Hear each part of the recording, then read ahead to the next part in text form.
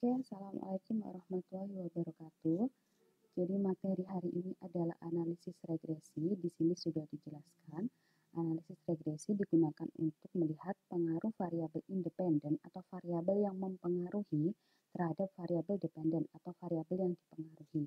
Nah, uji regresi ini ada dua macam. Ada regresi linear sederhana sama regresi linear berganda. Kalau yang sederhana itu digunakan jika variabel yang mempengaruhi itu cuma satu atau variabel independennya cuma satu. Tapi kalau yang uji regresi linear berganda itu variabel independennya lebih dari satu. Nah, ini ada contoh soal atau contoh kasus untuk regresi linear sederhana. Seorang peneliti ingin mengetahui apakah ada pengaruh jam belajar. Jam belajar ini sebagai variabel independen atau variabel yang mempengaruhi terhadap nilai statistik siswa. Nilai statistik ini sebagai variabel dependen atau yang dipengaruhi. Nah, jadi independennya cuma satu, yaitu jam belajar, dan dependennya juga satu, yaitu nilai statistik. Nah, peneliti tersebut meneliti 40 subjek. Nah, hasilnya seperti ini. Ada 40, ini ada hasil datanya pada saat meneliti. Kalau untuk yang regresi linear berganda, contoh kasusnya, seorang peneliti ingin mengetahui apakah ada pengaruh IQ. IQ itu berperan sebagai variabel independen 1. Dan jam belajar itu variabel independen 2 terhadap nilai statistik siswa. Nah, tetap ya, variabel dependennya adalah nilai statistik. Peneliti tersebut meneliti 40 subjek, hasilnya sebagai berikut. Jadi dari sini teman-teman sudah bisa mengambil kesimpulan atau bahwa kalau regresi linear sederhana itu variabel independennya cuma satu, kalau berganda itu lebih dari satu, jadi nggak harus dua, bisa 3, 4, dan seterusnya. Ini datanya, kita coba uji yang berganda saja, karena ketika teman-teman sudah bisa yang berganda, otomatis juga bisa yang sederhana. Oke, ini saya copy ya ke SPSS.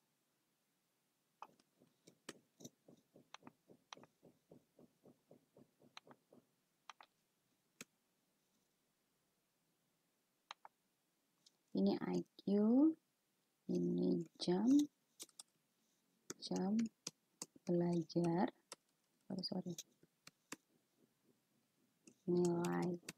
Oke, semuanya kita scale. Misalnya scale. Oke, jadi analyze, cara untuk analisisnya regression, lalu linear. Nah, di sini muncul seperti ini. Di sini ada dependent dan independent. Variabel dependent silakan ditaruh di dependent, dan independent silakan ditaruh di independent.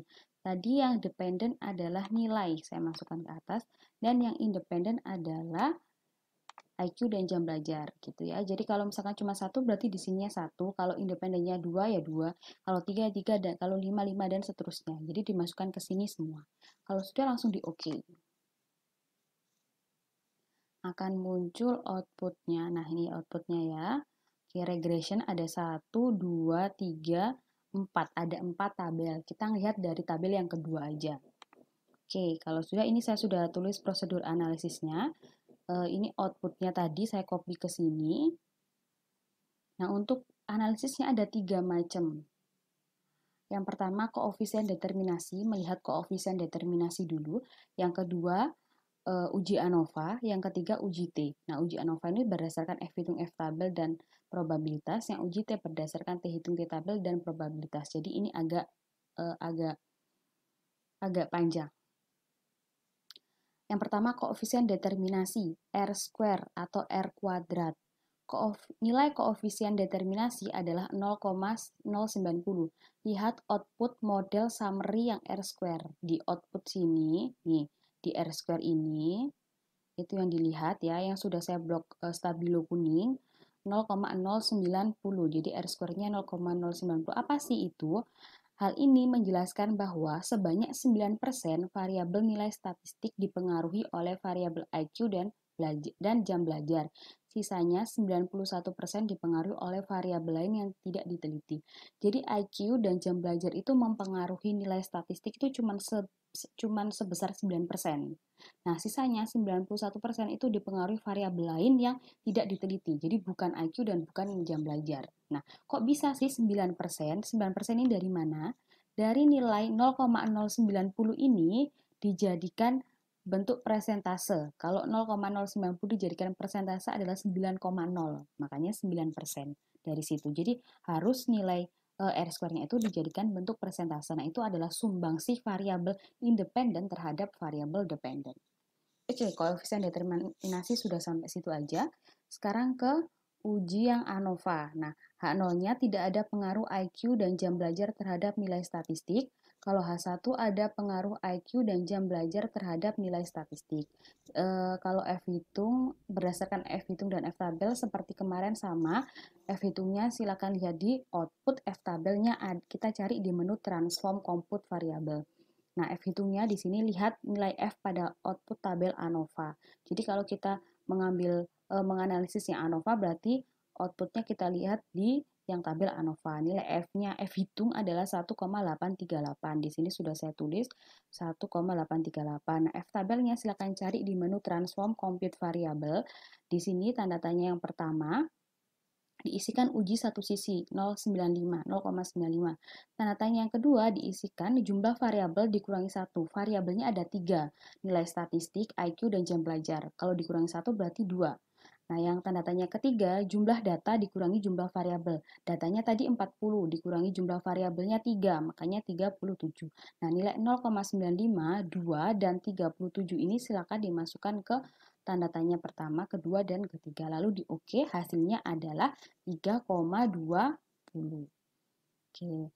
Karena nilai F hitungnya 1,838 kurang dari 3,20, maka H0-nya diterima. Ini ya, kalau kurang dari, berarti H0-nya diterima. Yang artinya tidak ada pengaruh jam belajar dan IQ terhadap nilai statistik. Jadi hasilnya tidak ada pengaruh. Oke, yang berdasarkan probabilitas, dia sama syaratnya, nilai signya, lihat nilai sig pada output tabel ANOVA. Di sini, di ANOVA tadi kan ini F hitung, signifikannya ini 0,173. 0,173 dia lebih besar dari 0,05, maka H0 diterima yang artinya tidak ada pengaruh IQ dan jam belajar terhadap nilai statistik. Oke, sampai situ untuk uji ANOVA sudah. Nah, untuk uji T ini agak panjang ya teman-teman. Maaf kalau tadi saya cepat-cepat karena memang saya cepatkan. Sekarang kita fokus ke yang uji T.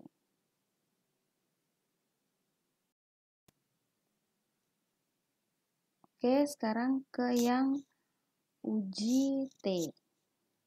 Uji T. Pertama, sebelum kita mencarikan, tadi saya bilang di sini uji T itu berdasarkan perbandingan T hitung dan T tabel dan probabilitas. Harusnya kan kita cuma mencari nilai T hitung berapa, T tabel berapa, dan probabilitasnya berapa gitu ya. Tapi sebelum itu, di uji T ini ada yang namanya persamaan regresi. Kalau teman-teman tahu, kalau teman-teman masih ingat di SMA ada mata pelajaran matematika itu salah satu babnya adalah regresi gitu ya. Nah, seperti itu. Jadi ada persamaan regresinya. Persamaan regresi itu adalah Y ini variabel dependent atau yang dipengaruhi. Itu sama dengan A1X1 ditambah A2X2 plus dan seterusnya plus C. Jadi dan seterusnya ini adalah jumlah variabel independennya. Karena kita 2 ya sudah 2 aja. Kalau misalnya 3 masih diteruskan sampai N gitu kan, sampai tidak terbatas plus C. C itu adalah konstanta. Nah, untuk gampangnya langsung aja kita cari persamaan regresi dari kasus kita, dari hasil outputnya. Di sini saya kasih keterangan output tabel koefisien yang berstabilo ungu itu adalah nilai yang digunakan untuk persamaan regresi. Jadi yang pertama Y. Y ini kan adalah tadi apa nilai statistik ya, yaitu sama dengan X1. Di sini ada keterangan X1 berarti kita harus ngisikan nilainya X1. Kita lihat di yang ungu ini ya. X1 itu adalah IQ, jadi nilainya adalah 0,098. Kita tulis di sini 0,098 X1 ditambah nilai X2. Di sini X2-nya adalah jam belajar. Nah, jam belajar berapa nilainya? Jam belajar nilainya adalah 2,341. 2,341 X2 plus C, karena kita cuma 2 ya sudah 2, terus yang belakang adalah C. C itu adalah konstanta. C-nya ada di sini yang di ungu yang paling atas, konstanta ini 62,889. 62,889. Jadi persamaan regresinya seperti ini. Y ini nilai statistik. Jadi kalau gampangnya seperti ini. Nilai statistik ini terdiri dari eh, bukan seperti itu. Jadi Y nilai statistik ini sama dengan 0,098 X1 itu adalah IQ ditambah 2,341 X2. X2 adalah jam belajar ditambah konstanta sebesar 62,889. Gitu. Artinya apa sih regresi ini digunakan buat apa? Digunakan untuk memprediksi. Jadi ketika, nih coba di keterangan nomor 1, koefisien regresi X1 sebesar 0,098 menyatakan bahwa setiap penambahan satu tingkat IQ akan meningkatkan nilai statistik sebesar 0,098 gitu ya. Paham nggak? Jadi kayak memprediksi kalau awalnya tadi yang diteliti misalkan si A IQ-nya 118. Ternyata ketika si A IQ-nya naik jadi 119, itu jam belajarnya berapa dan nilai statistiknya jadi berapa gitu. Jadi untuk memprediksi ketika ada penambahan atau pengurangan di hasilnya. Yang kedua, koefisien regresi X2 sebesar 2,341 menyatakan bahwa setiap penambahan 1 jam belajar maka akan meningkatkan nilai statistik sebesar 2,341. Jadi misalkan si A aslinya tadi jam belajarnya 3 jam, ternyata dia mempunyai penambahan jam belajar 1 jam, berarti jadi 4 jam. Nah, ketika dia jam belajarnya 4 jam, nilai statistiknya berapa sih? Nah, itu bisa diprediksi dengan persamaan regresi gitu. Nah, kenapa di sini ada penambahan-penambahan kok tidak pengurangan? Karena angka di persamaan ini semuanya adalah positif. Jadi kalau ketika teman-teman hasilnya nanti di output itu adalah negatif, misalkan negatif 0,098 gitu, berarti di sini bukan penambahan tapi setiap pengurangan gitu. Jadi kalau negatif berarti pengurangan, kalau positif penambahan, seperti itu. Sekarang konstanta. Konstanta sebesar 62,889 menyatakan bahwa jika variabel bebas IQ dan jam belajar tidak ada, maka nilai statistik adalah 62,889 seperti itu. Jadi untuk memprediksi kalau ada penambahan atau pengurangan pada salah satu variabel tuh, jadi nilai variabel yang lain berapa sih gitu. Seperti persamaan gitu X dan Y ya. Saya agak lupa mata pelajaran waktu kuliah, jadi ya kurang lebih seperti itu. Oke, jadi setelah kita menentukan persamaan regresi, selanjutnya adalah hipotesis sama hipotesisnya ya. H0 adalah koefisien regresi tidak berpengaruh signifikan terhadap variabel Y. Kalau H1-nya berpengaruh signifikan terhadap variabel Y. Berdasarkan perbandingan T hitung dengan T tabel, syaratnya sama. T hitungnya silakan cari di output lihat nilai T pada output tabel koefisien yang ini ya. Jadi T hitungnya itu ada dua. Yang satu T hitungnya punyanya jam belajar, ini ya punyanya jam belajar. Yang satu T hitungnya punyanya IQ. Nah, dua-duanya ini kita harus cari kesimpulannya apa dan juga signifikannya juga. Gitu. Di sini saya sudah saya tulis nilai T hitungnya, T hitung IQ-nya sebesar 0,534, T hitung jam belajar sebesar 1,808. Nanti tabelnya tetap 1 walaupun T hitungnya 2. Di tabelnya cari di menu transform, compute variable, di DFT, ada dua tanda tanya. Tanda tanya yang pertama diisikan probabilitas uji dua sisi yaitu 0,975. Kalau tanda tanya yang kedua diisikan jumlah data dikurangi jumlah variabel. Jumlah datanya 40 dikurangi variabelnya 3 jadi 37. Hasilnya ketika sudah diuji adalah 2,03.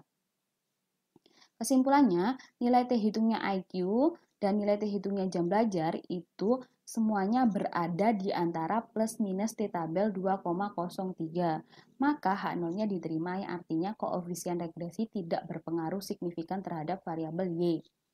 Oke, sekarang berdasarkan probabilitas sama syaratnya, nilai probabilitasnya IQ adalah 0,596, nilai probabilitasnya jam belajar adalah 0,079. Jadi kesimpulannya dua-duanya nilai probabilitasnya IQ dan jam belajar ini sama-sama lebih besar dari 0,05. Maka kalau lebih besar H0-nya diterima, yang artinya koefisien regresi tidak berpengaruh signifikan terhadap variabel Y. Jadi untuk uji T-nya, T hitung T tabel dan probabilitas, uji F-nya F hitung F tabel dan probabilitas itu sama seperti uji-uji yang kemarin ya. Syaratnya sama, caranya cari sama.